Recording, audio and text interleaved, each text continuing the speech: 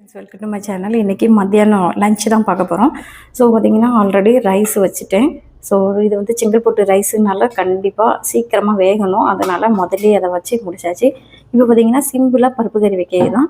அப்போ பார்த்திங்கன்னா நான் பருப்பு கழுவி நான் போட்டிருக்கேன். அதுக்கப்புறம் பார்த்திங்கன்னா உப்பு மஞ்சத்தூள் வேறு ஒன்றுமே சேர்க்கலாம். இது மூடி போட்டு வேக வைக்க போகிறோம். விசில் வரட்டும். ஒரு 3-4-5 விசில் வந்ததுக்கப்புறம் நம்ம இறக்க போகிறோம். இது பார்த்திங்கன்னா நான் வந்து செம்மீன் ரோஸ்ட்டும் மீன் ஃப்ரை தான் நமக்கு இன்றைக்கி சிம்பிளாக வைக்க போகிறோம்.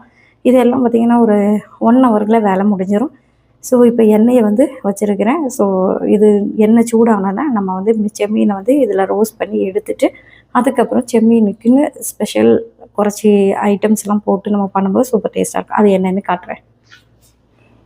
இப்போ பார்த்திங்கன்னா இதுலேயும் விசில் வந்தாச்சு. குக்கர்லாம் நம்ம அது தாளிக்க தான் செய்யணும்.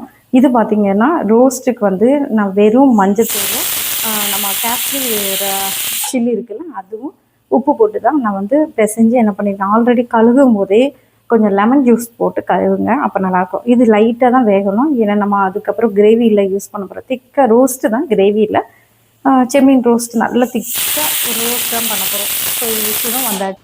இப்போ பார்த்திங்கன்னா செம்மீனை நான் வறுத்து எடுத்துட்டேன். ஸோ அதே எண்ணெயில் தான் நான் என்ன பண்ணுறேன், இந்த மீனை வந்து பொரிக்க போகிறேன்.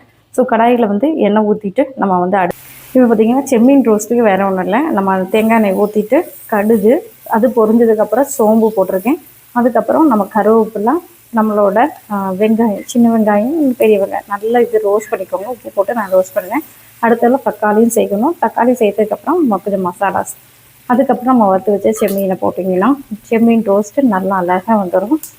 இப்போ இது வறுபடட்டு. மீன் ஆல்ரெடி ஒரு சைடு வெந்துட்டுருக்கு. நம்ம திருப்பி போட்டு வேக வைக்க போகிறோம். இப்போ பார்த்திங்கன்னா தக்காளி சேர்த்துட்டேன். தக்காளி சேர்த்து தக்காளி நல்லா உடஞ்சி வந்ததுக்கப்புறம் தான் நம்ம மசாலாஸ் வந்து ஆட் பண்ணணும்.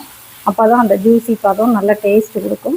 ஸோ நல்லா வேகட்டு, இல்லாட்ட மூடி வச்சு கூட நம்ம வேக வைக்கணும்.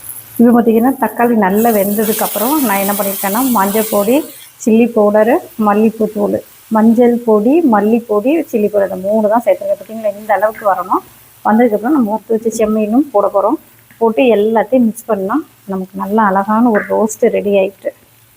இப்போ பார்த்திங்கன்னா மசாலா எல்லாம் போட்டதுக்கப்புறம் செம்மீன் சேர்த்துன்னு கொஞ்சம் தண்ணி விடும். அதுக்கப்புறம் அதை அப்படியே ரோஸ்ட் பண்ணிகிட்டே இருக்கணும். நமக்கு தண்ணி வேண்டாம், ரோஸ்ட்டாக தான் வேணும். அதான் செம்மீன் ரோஸ்ட்டு. ஸோ இனி பருப்பு கறிக்கு இனி அடுத்து ரெடி ஆகும். மீனும் வறுத்தாச்சு, செம்மீன் ரோஸ்ட்டு ரெடி ஆகிடும். இந்த டைமில் ஒரு தண்ணியும் இல்லாமல் இப்படி இருக்கணும். இதுதான் ரோஸ்ட்டு. இன்னும் நல்லா வற்ற வைக்கனாலும் வற்ற வைக்கலாம். நான் எனக்கு ரைஸு கூட சேர்த்து சாப்பிட்றதுக்கு இது வேணும் அப்படிங்கிறனால இந்த பொசிஷனில் எடுக்கிறேன். இனி பருப்பு கறிக்கு நம்ம ரெடி பண்ணலாம். இப்போ பார்த்திங்கன்னா எண்ணெய் கடுகெல்லாம் பொரிஞ்சதுக்கப்புறம் நம்மளோட சில்லி ஃப்ளேக்ஸு, அதுக்கப்புறம் வெங்காயம், கருவேப்பிலை எல்லாம் சேர்த்துருக்கேன். இது நல்லா இதுமாரி வறுப்புட்டு கொஞ்சம் இது வெந்ததுக்கப்புறம் நம்ம பார்த்திங்கன்னா பருப்பு ஆல்ரெடி வெந்துருச்சு. இதை ஊற்றுக்கணும். சிம்பிளான ஒரு டயட்டு, நல்ல ஒரு ஹெல்த்தி ஃபுட். இப்போ பார்த்திங்கன்னா பருப்பு மிக்ஸ் பண்ணிட்டோம். மிக்ஸ் பண்ணதுக்கப்புறம் எல்லாம் வேறு ஒரு உரப்புமே வேண்டாம். சில்லி ஃப்ளேக்ஸ் போட்டனால இதே போதும். பார்த்திங்களா, நல்லா அழகான ஒரு பருப்பு கறி ரெடி ஆகிட்டு. எங்கள் உப்பு மட்டும் சேர்த்துக்கிட்டு உப்பு இருக்கான்னு செக் பண்ணணும். ஏன்னா ஆல்ரெடி நான் உப்பு போட்டு தான் வேக வச்சுருந்தேன். இப்படி தாங்க கம்ஃபர்ட் போட்டுட்டு இதேமாரி வேறு வீடியோஸ் வந்து உங்களை வந்து பார்க்குறேன். இந்த நல்ல ஹெல்த்தியான ஒரு டயட்டு, ஒரு நல்ல ஒரு டயட்டாக இருக்கும்.